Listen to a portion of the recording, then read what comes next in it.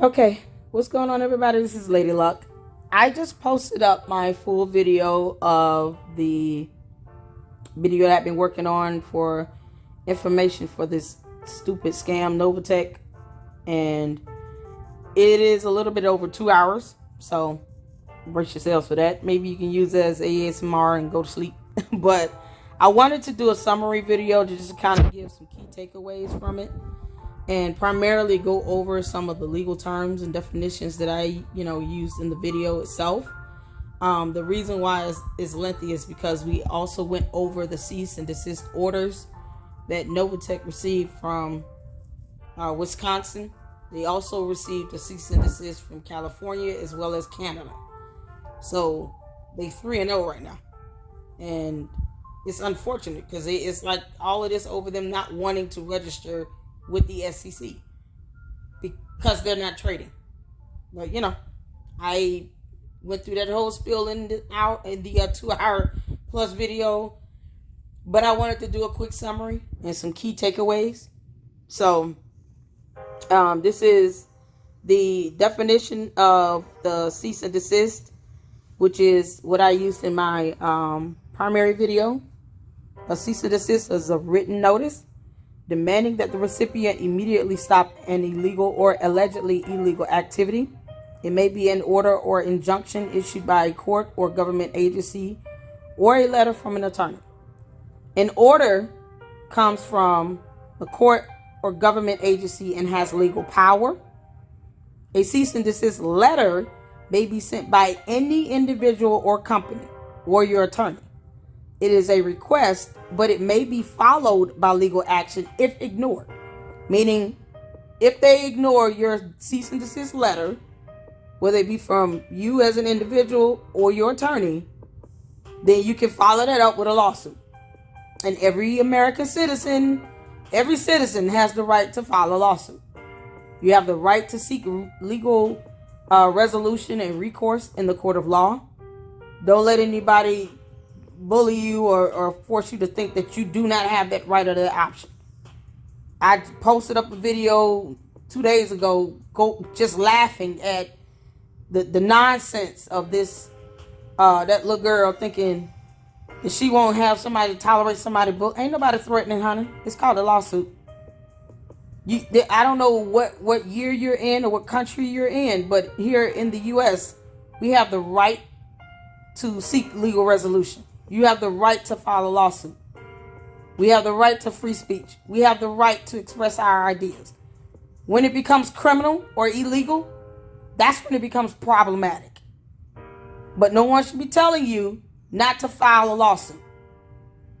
Personally, I would start with the cease and desist letter to give you more of a better foundation and a base and a premise to build that lawsuit upon. But that's something you should consult with your attorney about, and then decide what's the best action for you. In either case, a cease and desist notifies the recipient of an alleged violation of the rights of the sender and demands that the violation stop. You don't have a choice. Allegations commonly addressed by cease and desist letters or orders include copyright violations, harassment, defamation, and contract violations. A cease and desist letter can be an inexpensive and efficient alternative to costly litigation. So, in other words, if you send the cease and desist letter or your attorney sends the letter, it's a 50-50 chance they may stop, they may not. 50% chance they stop, then you don't have to go any further. If they don't stop doing it and they ignore your letter, then you're going to have to take the next step, to creating your lawsuit, building your case for your lawsuit. But at least you've had the letter. You've given them time to, acknowledge it and then address it and to stop the activity, the illegal activity or potential illegal activity. And they've shown that they have a complete disregard of it and that they have failed to cease and desist. So now you can prove to the court even the more. I sent the letter. They had 30, 60, 90 days or whatever. They failed to comply. They failed to stop. Now we have to file a lawsuit. So it helps to build a better case. And I would encourage you, for those who want to try to go the legal route, I would encourage you to start with the cease and desist letter. That's my encouragement to you, not my legal advice. Even though anybody can just Google this stuff and read it and look it up. So the cease and desist order and letter require different responses from the recipient. Neither can be ignored. Neither can be ignored. A cease and desist order has legal power. It's enforceable. And if you ignore a cease and desist order, then you can either face heavier fines and or imprisonment. Good luck to that. But if you send a letter, they ignore it, because neither can be ignored. But if they do ignore it, then the next step could be a civil lawsuit. So a cease and desist order places an injunction on a company or an individual prohibiting an activity that has been deemed suspicious. It typically takes the form of a temporary injunction that will remain in place until the issue is legally resolved. Legally resolved. Not them getting on a call or a message talking about, don't threaten us. Legally resolved. Tell her to shut up and legally resolve this the right way. If not, file a lawsuit. If it's an order, they're going to just go on to the next step. They're not going to keep giving these peons chances to keep violating cease orders. They're not going to keep doing that. It doesn't make sense. So these courts are going to start issuing some contempt of order injunctions and then bench warrants for arrest. And that's, how that's going to go. That's not something that I need to make up. That's something you all can look up and research. I encourage you all, and I always challenge you all, get an attorney, get them to read to you the cease and desist order, or all three of them, and help you understand it, break it down so that you know what to do and not to do moving forward. But willful, woeful ignorance of it is not an excuse for a defense. You can't go to court saying, I didn't know that. I was not aware of that. No, you knew. Especially if you crazy enough to get on a video and say that you at least acknowledge the cease and desist order and that it exists. Whether you like it or not is irrelevant. The law does not care about your personal feelings. Get over it. So here are the two distinctions here in the table: cease and desist order versus cease and desist letter. You guys can see that for yourselves. It's issued by a government agency or court, requires the offender to stop an activity, requires the offender to respond to an agency or court, prohibits the offender from continuing the activity. For a letter, it can be written by anyone. So you can write the letter yourself. You can I suggest you get the template. It's a template you can use. And get the template and fill it out. Or you can get you an attorney and have them send it out, the letter. Ask the offender to stop an activity. Request a response. Does not prohibit the activity, but subject the recipient to legal action. So either way, they can't ignore it. So another key takeaway point is the cease and desist letter is not legally binding and reflects the opinion of an individual, typically an attorney. Cease and desist letter may serve to warn an offender that legal action may take place if they don't stop. And it's generally given a set time frame, usually 10 to 15 days to cease and desist, because it's not that hard to do. Just stop doing what you're doing. And then, of course, with the cease and desist order, that has legal power. So it's going to be upheld and enforced by the court if they fail to cease and desist. In the particular order that these dumb peons got from Wisconsin, they actually have a $50,000 fine attached to it, as well as restitution to all of the residences in the state of Wisconsin. And they have 30 days to pay them back. And then after the last payment has been provided, from that point moving forward, they have 30 days to provide proof to the court that they paid it. So essentially, you could be looking at 60 days. If they're doing everything on time in a timely manner. They have 30 days from the date of receipt, meaning the date that it was issued was April 4th. So they have until May 4th to pay out restitution, and then up until June 4th to actually send the court documentation and evidence that they have paid out the restitution. Okay, so last thing I want to note here on the cease and desist orders and its definition. If a cease and desist letter is ignored, its sender's recourse is to file a lawsuit against the offender.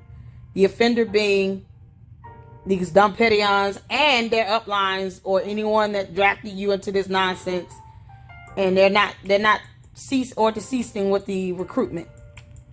So you can file a lawsuit against the offender, and if it gets to court, the cease and desist letter will serve as evidence. Like I just said earlier, will serve as evidence that the offender had been warned about the violation and had ignored the warning. So that's my advice, to those. A couple of you guys reached out to me and asked, what would I go about doing with, how would I go about filing a lawsuit? My advice would be to start with this first, because it shows the court that you took the extra step to warning them, to tell them to stop, and they failed to stop. And because of that, now you have to file a lawsuit. So me saying file a lawsuit was not a joke. You have the right to do it, and it's a legal recourse that you might want to take if you send a letter. But I would start with the letter because it helps to just build a better case, and it makes it harder for them to even have a defense for that. I mean, where they're going to go when they go to court and they ask, why did you ignore this? Well, because, we're trying to build something here. Oh, stop.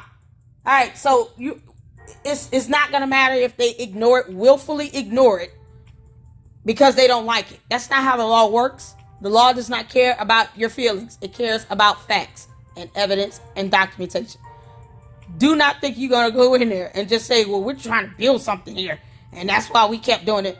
The reason why you're sending a letter is because they're violating a federal law, meaning they're not registered with the SEC. They should not be trading in the United States of America.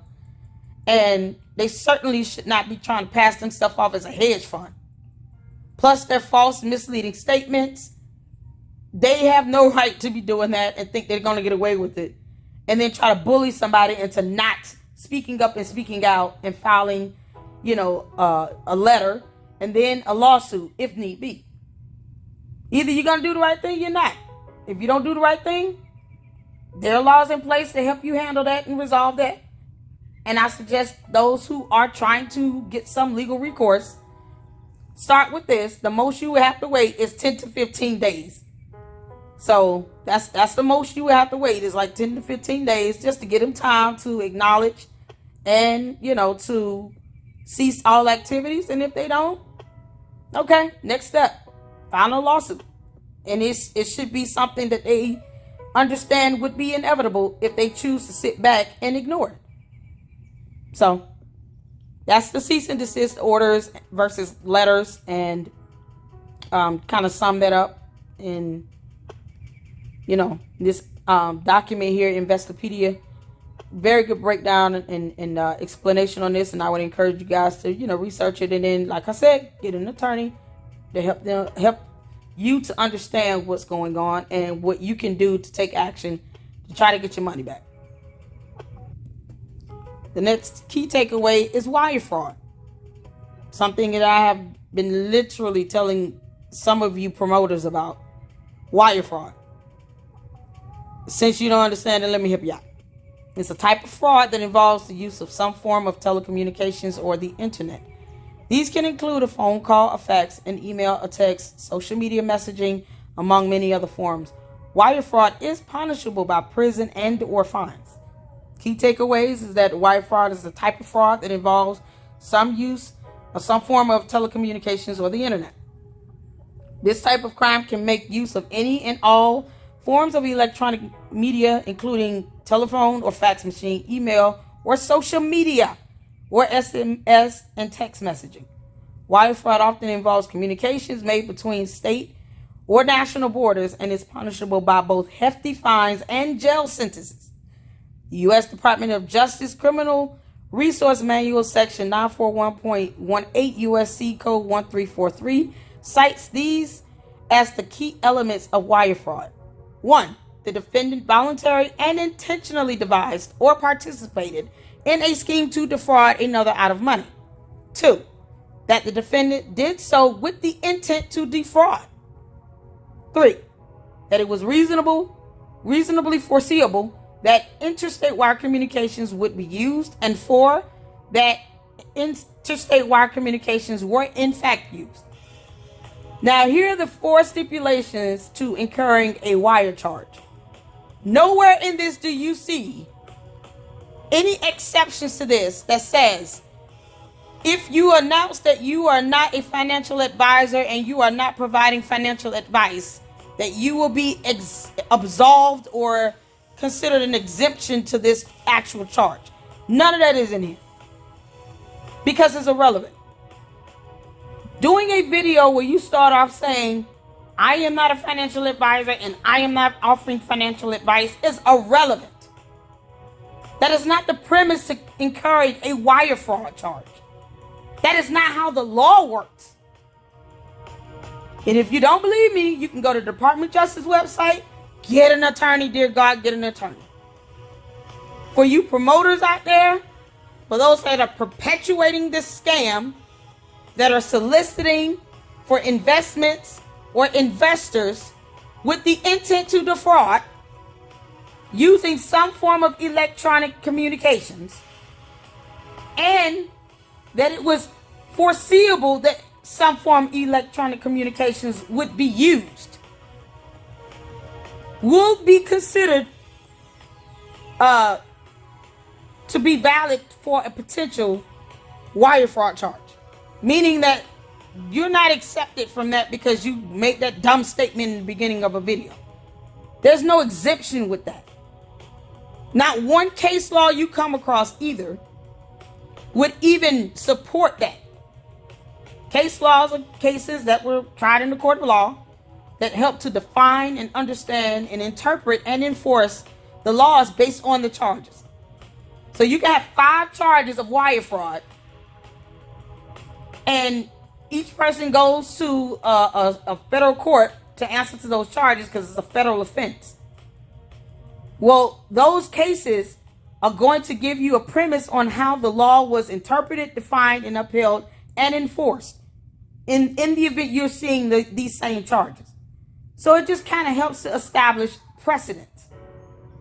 That gives you an idea of what you could potentially be facing if you are charged with a wire fraud charge. So I would suggest that some of you promoters, first of all, stop promoting a scam. Secondly, read case laws. Read some cases about anything pertaining to wire fraud, and you get to see how the law was interpreted and upheld and enforced in those previous cases. And the rulings. Don't think that you're an exception because you get in a video and say, I am not a financial advisor and this is not financial advice. Because the federal judge is going to look at you and say, who gives a crap? That's cute. I don't know what that's supposed to mean. But wire fraud does not involve you going on and saying that you're not a financial advisor giving financial advice. Especially if you're benefiting from this fraud, meaning if you're promoting it and you're an upline, you're more than likely signing people into this and you're getting some sort of referral bonus from this scam, some sort of payoff in this that's not being reported to the IRS, by the way. So that doesn't absolve you from this. See, when you know better, you do better. And in all that getting, get some understanding. Please stop thinking that is going to keep you all from being charged with wire fraud. That was one of the fraud charges that this stupid promoter, that Paul Dorenzo person, trust me, that is something he's going to have to face. Because he went on social media and he posted up a message basically saying all that nonsense that's on the scam Novatech website. And I actually included the whole policy in my original 2+ hour video. But you get to see what they're being, taught to say and what's being reiterated. So if he was named in that cease and desist order from basically repeating what was on Novatech's website from Novatech's policy, guess what?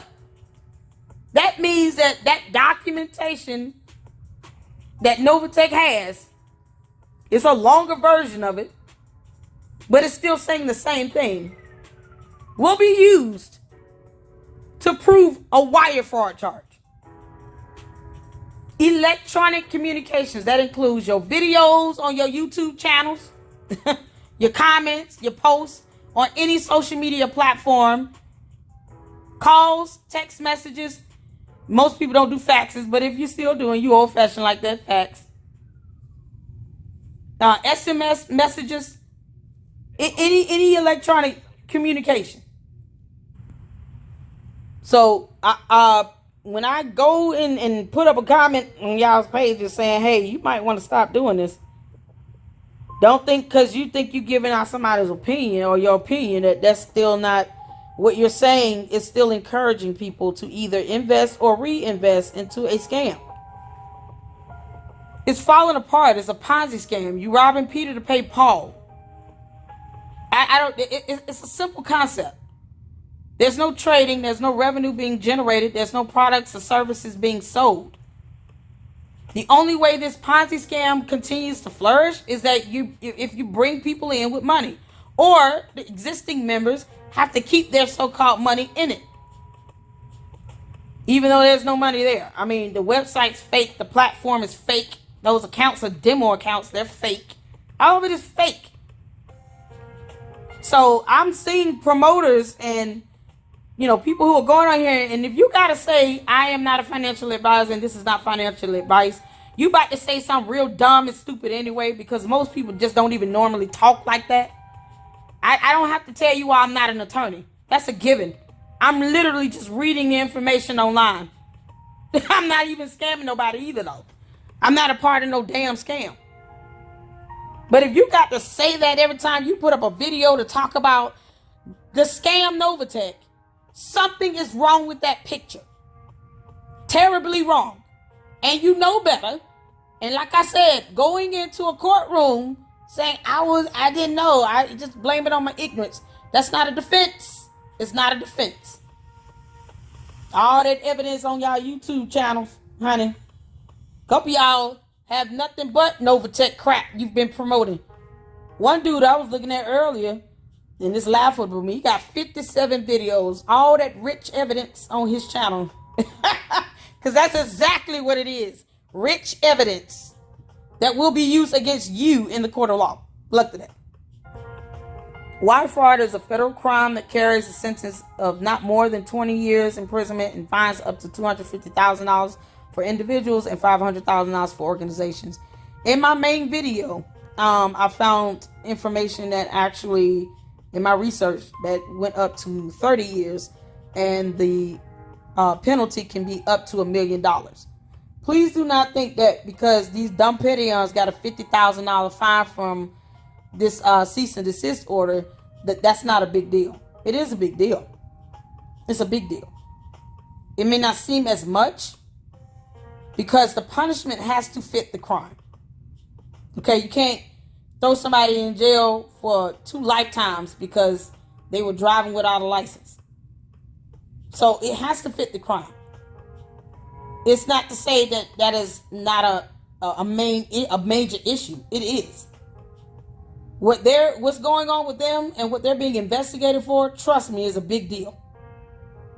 I don't know any other Ponzi scam that has been, brought in front of a federal court judge and a federal court of law, and they walked away scot-free. And you don't believe me, I suggest you all go read some case laws and watch some documentaries between Bernie Mac, Charles Ponzi, Sam Bankman-Fried, the chick with the Theranos. I never remember her name, and it's just irrelevant. Enron, all these scams where they took hundreds to millions of dollars. Hell, the Sam Bankman-Fried boy took $1.4 billion. Chabu, he gonna be in jail for over 30 years. He got about 12 or 14 charges.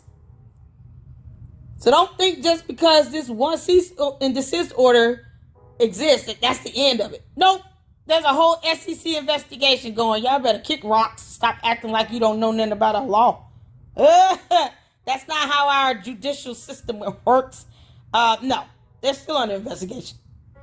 I'm not even making it up. You can literally, if you try to file a complaint on the SEC website, what you're doing is just adding on evidence on top of what they're already, investigating. It's a full-blown investigation going. So the individual states are sending out cease and desist orders because either one, the crime was committed in that state, and or two, the actual person that filed the claim or the complaint, they live in that state. So for the last cease order they just received from Wisconsin, the anonymous person that reported the crime, known as ME, is a resident of Wisconsin. However, registering with the SEC is a federal law. Violation of that law does not mean it is only applicable to one or two states. That's applicable to the whole country. You should not be doing any trading or anything when you're not registered with the SEC in the United States of America or any U.S. territories. That means all 50 states of the U.S. is off limits to your dumb behind until you register with the SEC. And I'm about to show you how. Oh yeah, and by the way, if I just would have kept reading, I would have saw it. If the wire fraud is related to special circumstances such as a presidentially declared state of emergency or targets a financial institution, it can carry a prison sentence of up to 30 years and a fine of up to $1 million. So there it is, just right there in front of me. The person need not have actually defrauded someone or personally sent a fraudulent communication to be convicted of wire fraud. Let me read that again. A person need not have actually defrauded someone or personally sent a fraudulent communication to be convicted of wire fraud. It is sufficient to prove the intent to defraud or acting with knowledge of fraudulent communications being sent to the promoters of Novatech. You brainless sheep that want to sit here and follow this dumb little girl to the edge of that cliff while she ain't gonna jump off the cliff. She just gonna let y'all jump off and then watch it. She gonna throw y'all underneath the bus. It's so fast it's not even gonna be funny. But for those of you who are thinking saying some dumb disclaimer in the beginning of your video absolves you, let me help you out. This is from the Department of Justice, by the way. Department of Justice. That's a federal agency in our country. A person need not have actually defrauded someone or personally sent a fraudulent communication to be convicted of wire fraud if they are able to prove the intent to defraud. What did I say in my last videos? I said in the last 2 or 3 videos that I did, if you prove intent to defraud, you have won your case. Prove the intent to defraud or acting with knowledge of fraudulent communications being sent. Meaning you're sending out communications to further perpetrate this stupid scam. And the term scam means fraud. It literally does. You can look that up on dictionary.com. I actually covered that in one of my previous videos. Scam versus fraud. It's the same thing. That's the name of my video. And it's an actual fact.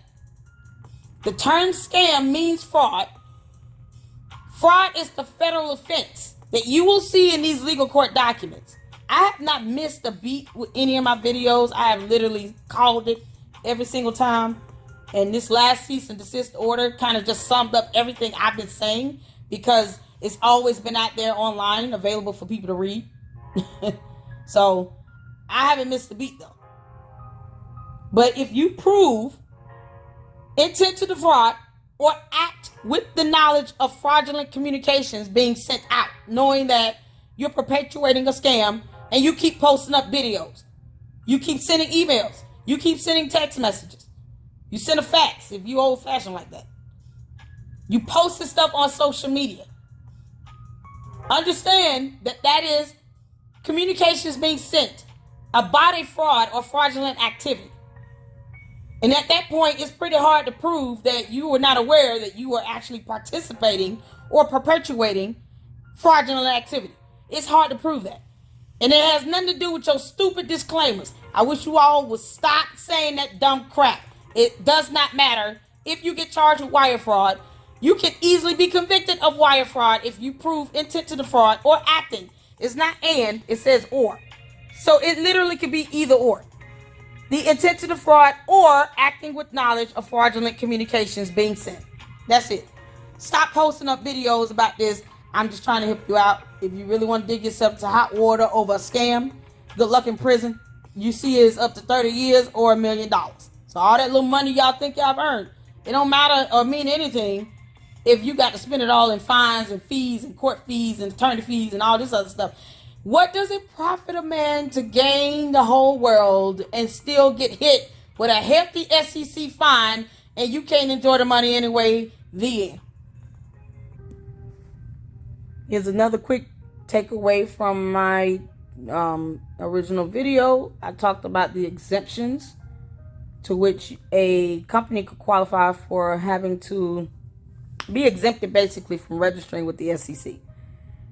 So Rule 506 of Regulation D is the exemptions, a safe harbor under Section 482 of the Securities Act. The company can be assured it is within the Section 482 exemption by satisfying certain requirements, including the following. This is exemptions from registering securities. Okay, so that's why Novatech keeps getting hit with these cease and desist. They don't want to register in order to be able to do securities trades in the United States of America. This is a federal law set forth by a federal government. The United States Securities and Exchange Commission is a federal government. It's a whole federal government agency. So the laws that they're upholding and enforce and mandated to enforce and uphold are federal laws. Every state in the U.S. has to follow these laws here. They don't change based on the state. This is still federal law. Each state is supposed to be upholding these same federal laws equally. There could be additional state laws, but it does not exclude or replace these federal laws here or the exemptions to these laws. Those state laws do not truncate and take priority or precedent over federal laws. So if you need to think of federal being national, please do, because or you can just Google it in dictionary.com. Type in the word federal so you can understand what it means, when you're violating a federal law versus a state law. But no state law should be truncating and taking priority or precedence over a federal law. If nothing else, it's supposed to actually help define it even more, just on a lower level. But these are the only main two exemptions, and here are the actual requirements to qualify for the exemptions. So the company cannot use general solicitation or advertising to market the securities. That scam Novatech certainly does not meet this qualification. Because, aside from their whole dumb website and their policies, they got people promoting it on YouTube in videos. Good luck to that. The company may sell its securities to an unlimited number of accredited investors and up to 35 other purchasers.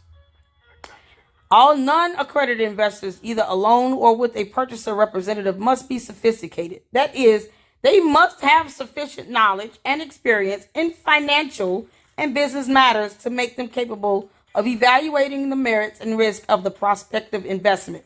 So saying I am not a financial advisor and this is not financial advice doesn't even help the situation either. You're literally disqualifying yourself from this exemption because none of you are actually, what it says here, sophisticated. Must have sufficient knowledge and experience in financial and business matters to make them capable of evaluating the merits and risk of the prospective investment, being those stupid crypto tokens that's not worth anything to anyone except, I guess, the people of Novatech. But since you are proclaimed to not be sufficient and knowledgeable and experienced in financial and business matters pertaining to those stupid crypto tokens, then you don't qualify for this exemption. So that's a fail. Companies must decide what information to give to accredited investors, so long as it does not violate the anti-fraud prohibitions of the federal securities laws. Federal securities laws. Those terms again, in case you don't, if you still have not Googled federal, please do so. Federal securities laws that apply to the whole nation, not one or two states. Who is saying that? Where you all getting that from? I can almost bet all the money that whomever is saying that and started that dumb lie is not an attorney. So whoever started that with, no, the cease and desist order is only applied to the state. You're an idiot. You're an idiot to actually believe someone who probably did not go to law school and sounds like they didn't even pass 12th grade.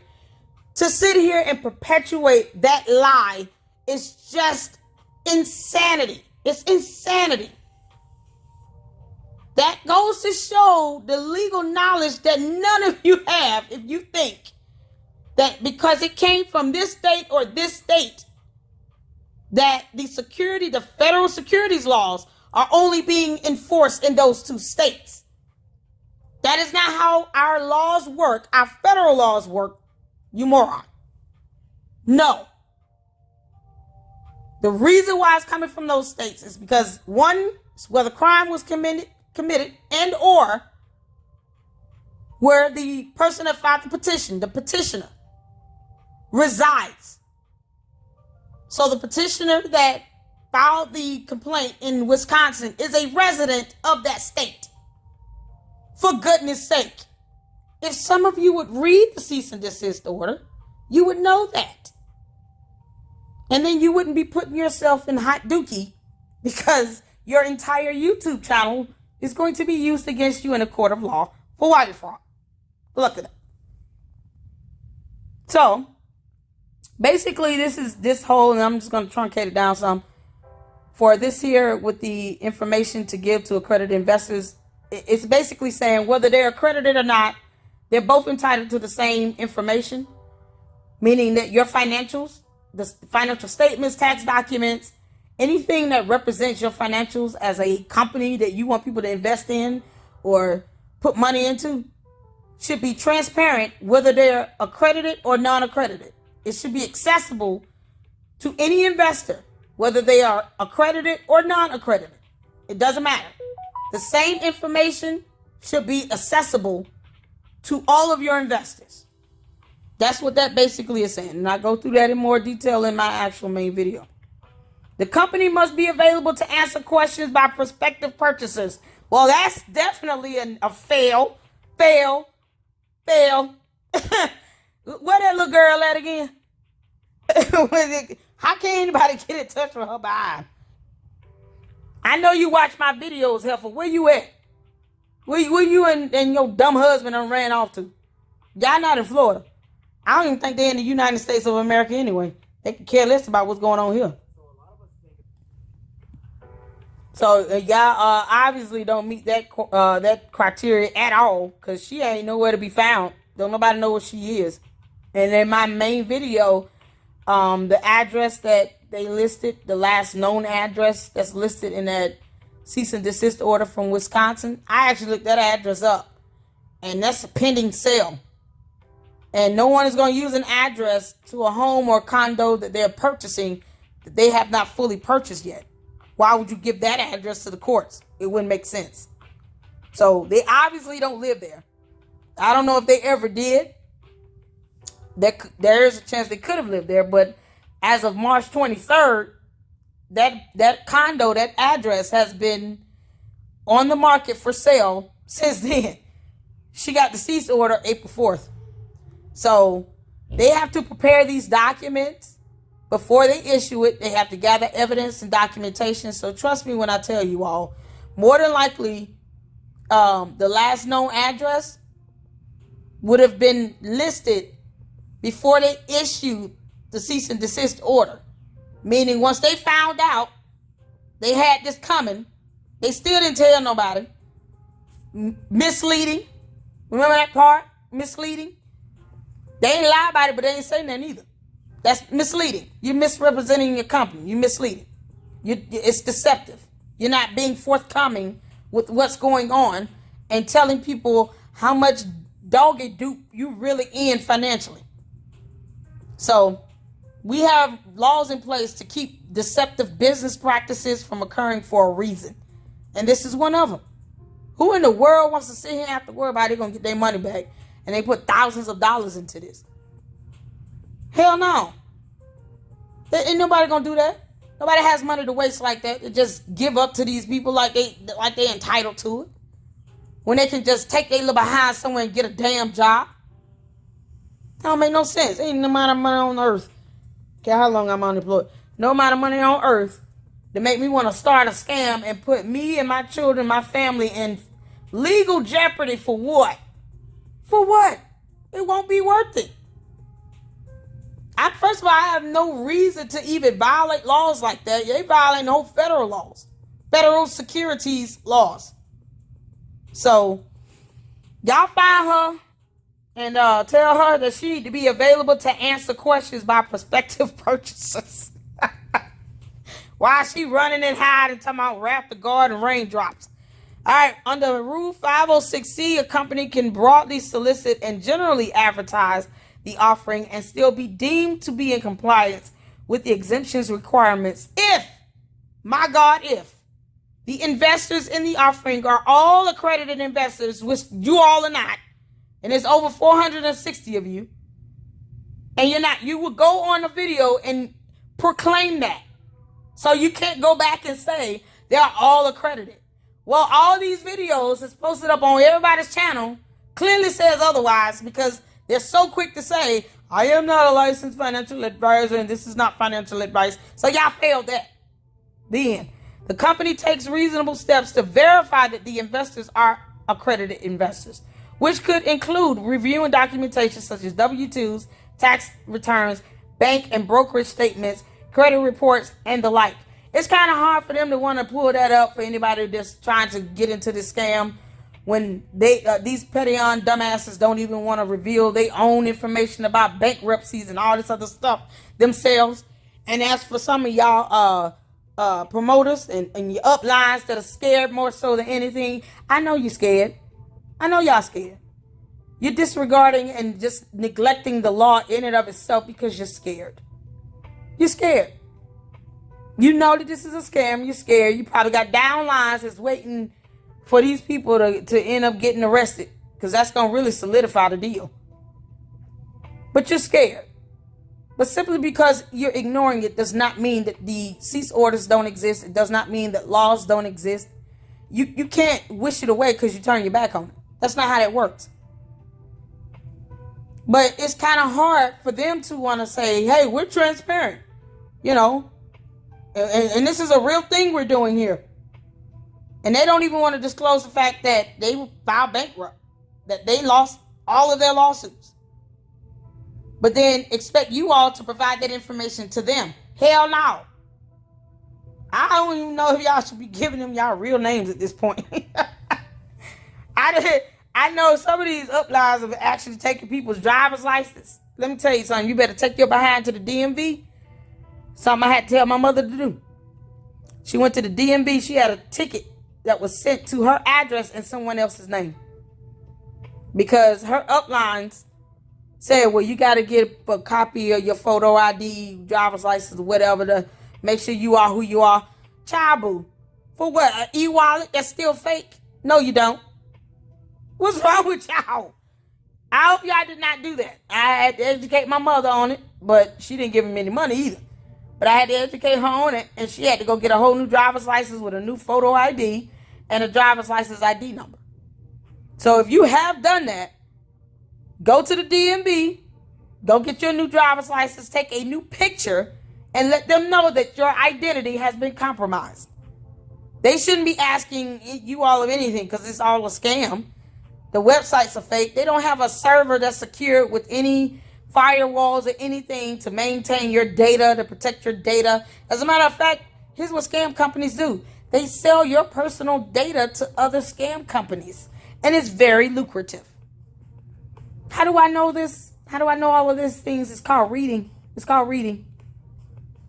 Scam companies love selling your personal identity, your personal data to other scam companies for millions of dollars. Not no pocket change. $40, $50 million. Depending on how bad that other scam company want that data. So, something to look out for. But according to all these qualifications for exemptions, Novatech does not qualify for any of these exemptions. So, therefore, they must be registered with the SEC. And to stop lying and telling you all things that you should be reading and looking up, or at least asking some attorneys about on your own accord. The last takeaway from the main video was the question I was asked about, I guess, the lawsuits being filed, which would be best. I'm giving you guys my opinion based on what I'm reading here. But as I've always said, please consult an attorney, because they can help you to decide which would be best.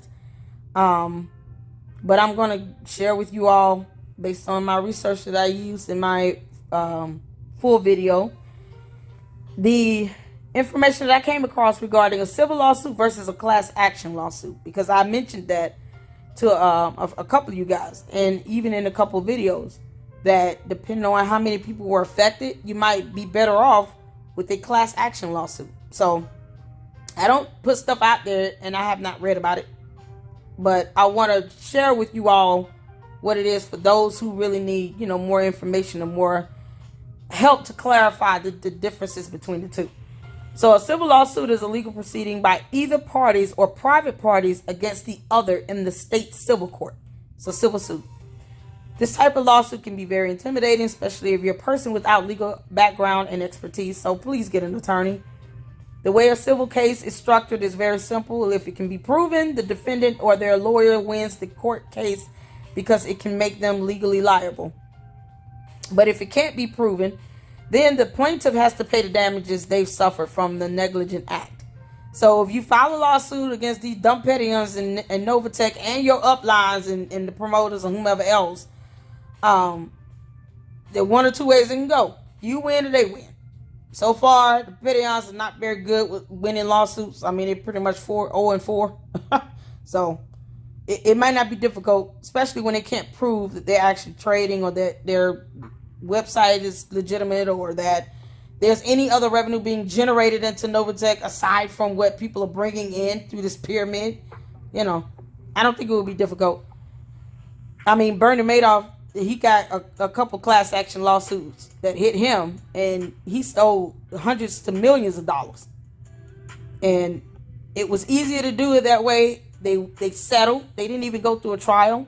So they settled. So it was just what's best for you or the people that, you are representing, or the people that, you're talking to, and all of you guys, pretty much been victimized and had your money stolen from you.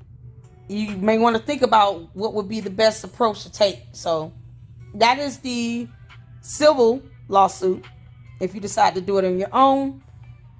On the other hand, most civil lawsuits are usually filed by the plaintiff after a trial has been held. Some other civil cases may be filed by the defendant or their lawyer after the plaintiff has already won the trial. So in some civil lawsuits, the defendant's lawyer can also be present during the case. This is known as pretrial conference.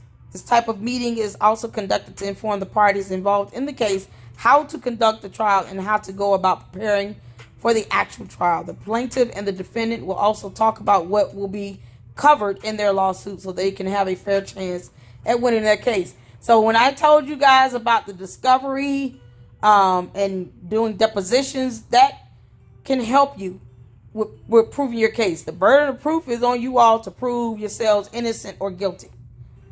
So if you have evidence and documentation, your attorneys will know what to do. And then you have the opportunity to discovery, meaning your attorney can ask Pettyon's attorney, or whoever is the attorneys for Novatech, to say, hey, we want a copy of the financial statements and documentation, whatever. They have to give it up. I highly doubt that they will have something that's private or secret or redacted or whatever. If they have the information available, but a lot of that information can be brought in through discovery. So I'm sure your attorneys will know to ask for copies of things so that they can have the time to evaluate it, to present their case, and vice versa. So a class action lawsuit, also referred to as a class lawsuit or representative lawsuit, is basically a form of a civil lawsuit in which one of the plaintiffs is a group of individuals who've been represented collectively under a class action agreement. In this case, the individual plaintiffs have been assigned to work together and bring a single lawsuit together in an effort to obtain compensation from a single defendant. If they fail to bring a class action lawsuit, it will be considered as a class action case. So the differences between the two, the facts concerning a civil suit versus class action before proceeding with any lawsuit is thus: typically a class action lawsuit generally involves hundreds, if not thousands, of plaintiffs who have all filed the same suit against a company in an attempt to recover damages from that company for a variety of different harms caused by it. The purpose of a class action lawsuit is to allow other people to be compensated for the harms caused by the defendant in a specific incident. I'm not sure, and this is why you should get an attorney, on the number of people required to be in a class action in order for you to be eligible to file a class action. If it's 25, 30 of you all, you might be able to do that because, I don't know, other than the 464 people that were the uplines or whomever, I don't know the total number of people that are affected by this scam with Novatech. So if it's 25, 30 of you all in a group, and let's say it's easier because all of you are alleging the same thing. You're alleging that, you giving money to a fraud, to a scam, and you have damages and you weren't able to pay bills. You have punitive damages, emotional, mental suffering, all those things. And basically everybody pretty much has the same charge they want to file. So you would just do one big lawsuit, get, 2 or 3 attorneys to represent all of you all, and then you split the cost of the expenses for court fees, filing fees, the attorney fees. And then the attorneys will know to add their fees onto the lawsuit so that you guys can be compensated or reimbursed for whatever attorney fees, court fees, legal fees, filing fees you pay up front.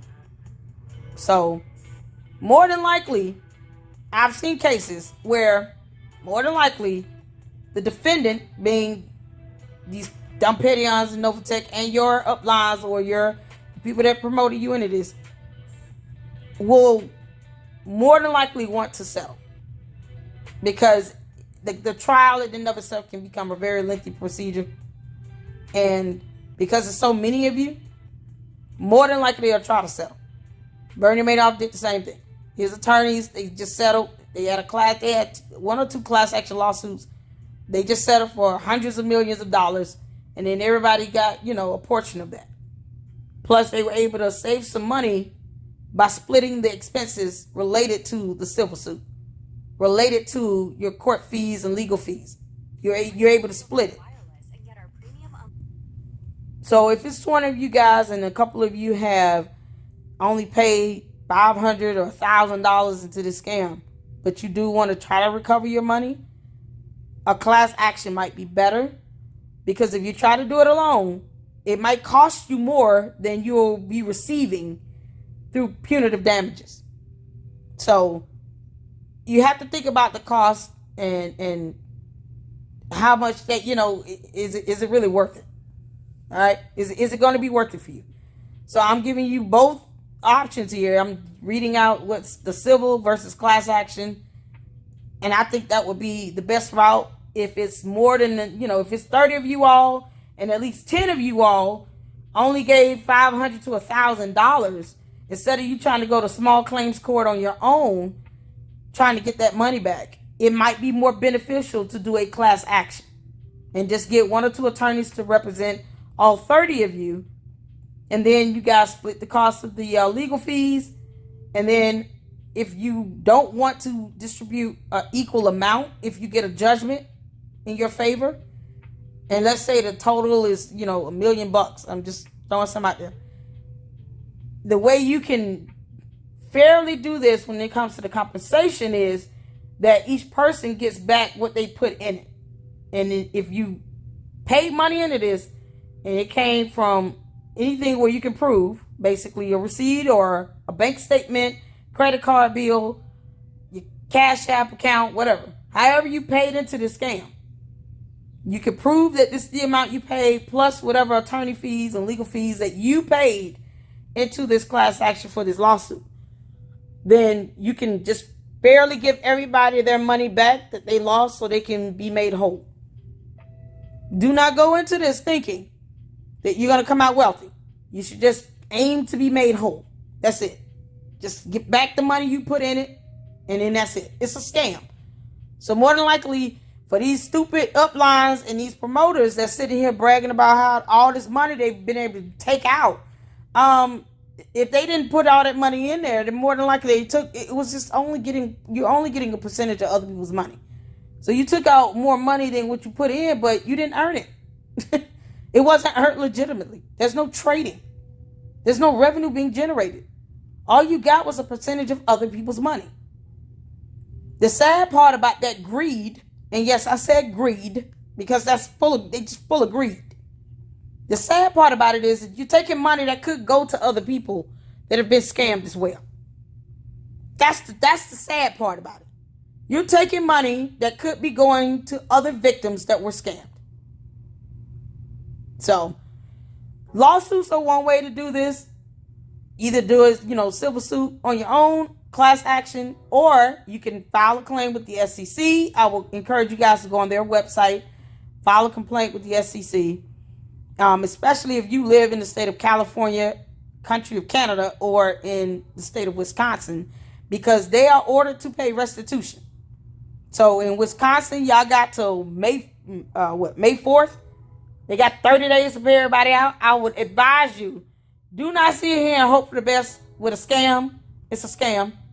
It's a scam. Legitimate investment companies do not get cease and desist orders. It doesn't happen. Fluctuations with the stock market is irrelevant to Novatech because they're not trading. Plus, they act like they want to be deregulated anyway. So why use the stock market as an excuse when you're not participating in the stock market, and you're not supposed to be participating in the stock market because you're not registered with the SEC. You either want to be regulated or you don't, little girl. But if you don't want to be regulated, fine.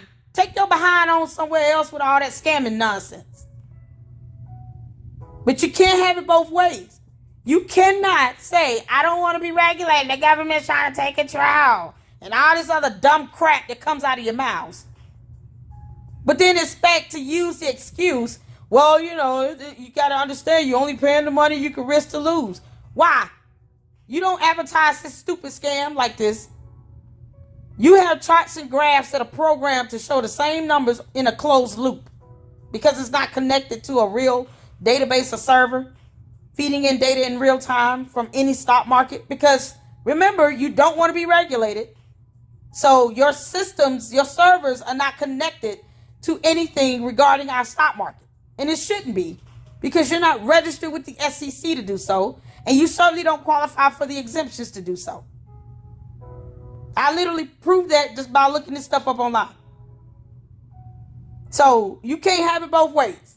Either you want to be regulated or you don't. You don't want to be regulated? Don't use the excuse of anything with a stock market or to even try to come off like you all have losses of some sort when you don't even have that on your fake website or in your fake company policy, which I actually displayed in my full video. Ain't nothing in there about no losses. So shut up. You're not doing that. You're not going to sit here and go back and you flipping the script for what? Oh, you just saying what suits your narrative. Oh, okay. Because lying is something that you do. Girl, please. You sit here and talk about the stock market, but then we don't want to be regulated by the government. Fine, don't. Get your crap out of our stock market. Stop using the stock. Don't even let the stock market come out of your mouth. Why is stock market coming out of your mouth, but not cease and desist order? He along somewhere with all that. Anyway, so that's the, don't, Hopefully you guys can file the claim with the SEC if you're in the U.S. If you are in Wisconsin and California, restitution is covered in those court orders. It is not an option for them. They must pay restitution. And she got 30 days to do it. Do not wait for Novatech to try to get it together, hoping that, things will work out, because it may not. It won't. They're under investigation. This is a scam.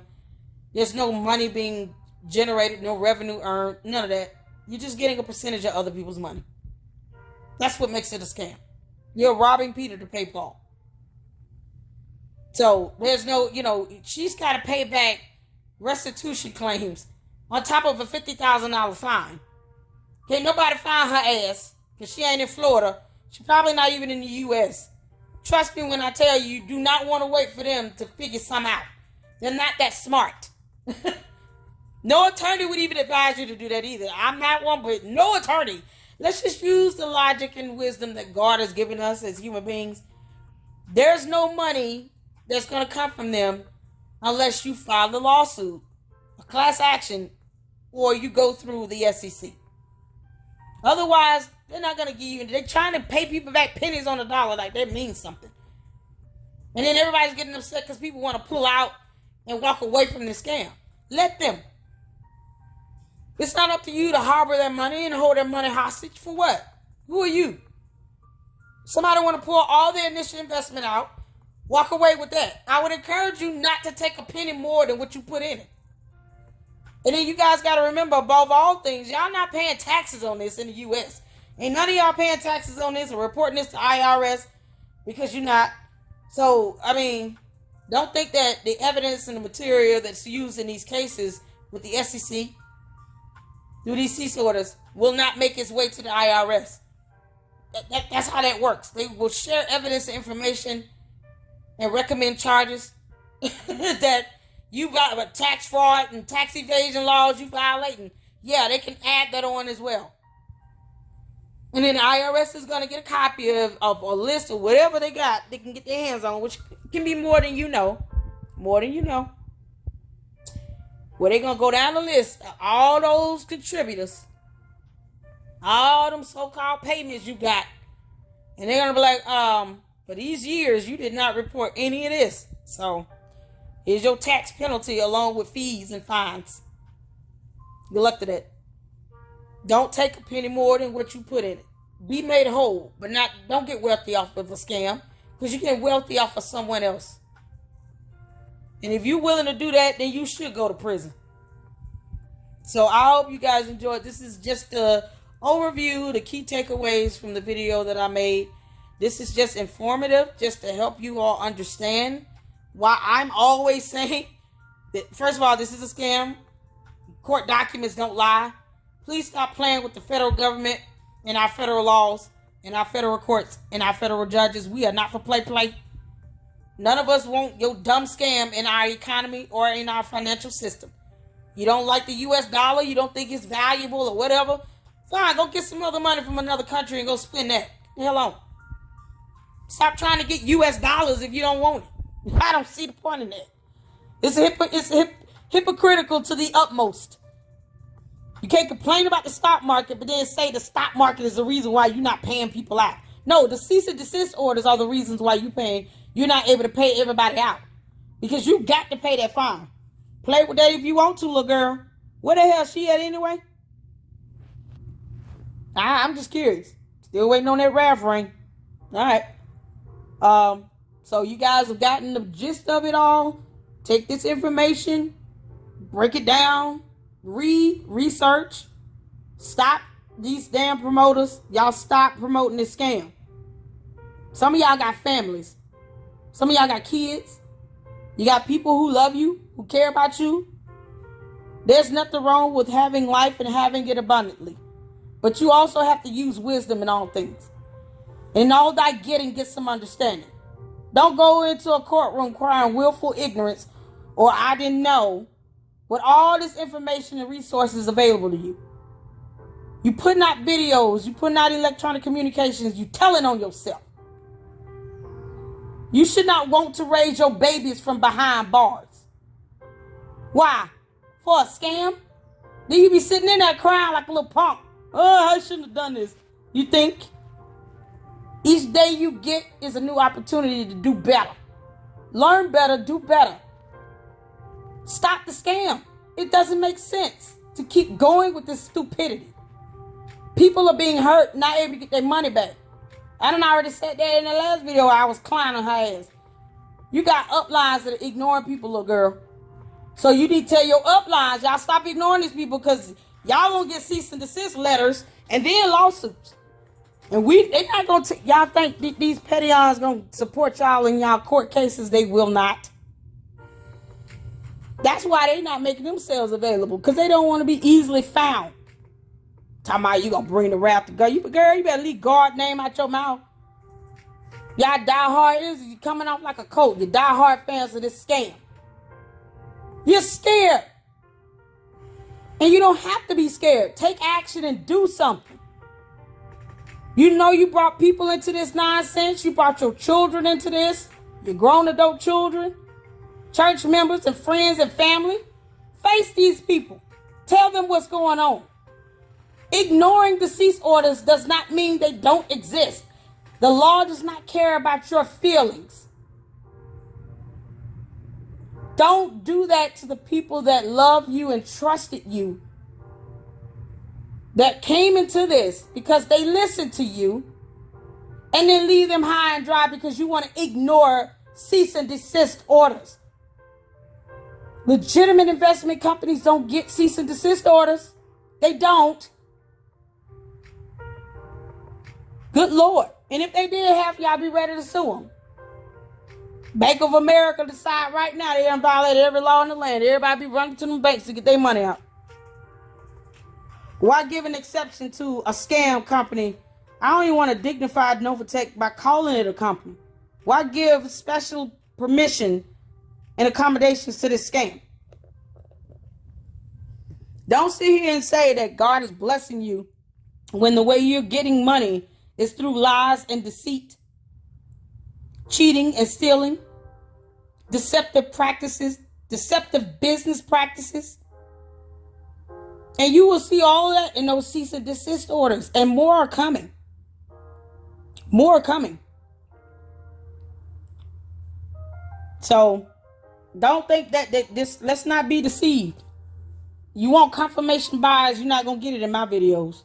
And I know a lot of y'all listen to my videos. I know that little girl watch my videos too. That petty on. I know you watch my videos, little girl, because I know you get them. Don't sit here and call a whole deception a blessing.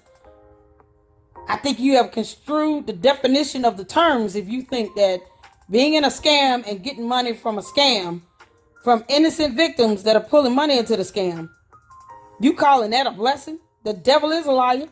As fast as it came into your life will be as fast as it leaves. And it's going to hurt when it leaves. Y'all don't want to be caught up in no federal investigation. These white collar crimes are not the charges you want to have to fight or face. Your attorneys will tell you that these are some of the most difficult, challenging charges. And I said that in the last 2 videos I've done.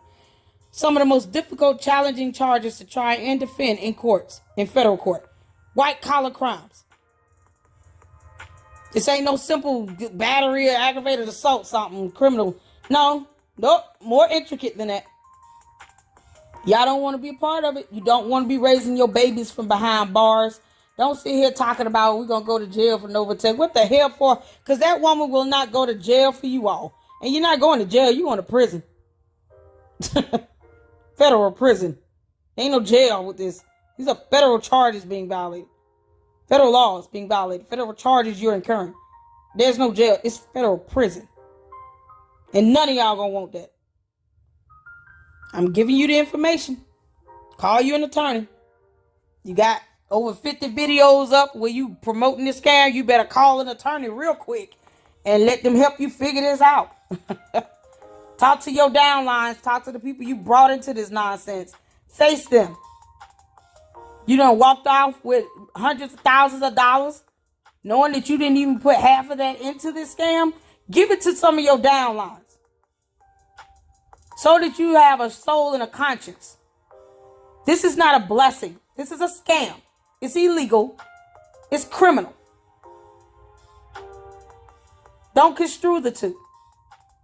God will just sometimes allow things to happen in order for you to learn a lesson. But how bad do you need to learn that lesson? Hallelujah. All right. This is not rocket science. Ain't none of this rocket science. It's all more so just a reading and being able to add, subtract, multiply, and divide. And whatever you don't know, go seek help from somebody who do. Good Lord. If I don't understand something, I just Google it. And if I really need, confirmation, I'll call an attorney. But this is absurd to perpetuate this scam. Stop advertising it. Don't get mad when you all get cease and desist letters for advertising this nonsense. And then I'm sure most of you will ignore it and then turn around and get hit with a lawsuit. Don't get mad. Take it. Handle it. You were bold enough to commit the crime. Be bold enough to take that letter and that lawsuit if you choose to ignore that letter. And keep it moving. I wish you all the best. I hope this was informative. I hope that you guys, take action from there. Don't wallow in that stupidity of being scammed. Just pick it up off the ground and keep going and figure out what you do next. And go from there. These peons don't care. They will let you all sink into the bottom of the ocean. They will not go to court for you all. They will not go to prison for any of you all. They will throw you underneath the bus. And if you don't believe me and how this stuff plays out, read case laws. Read them case laws I was talking about. Read them case laws. Watch some documentaries. They all play out the same way. To the next video, take care of yourselves and each other.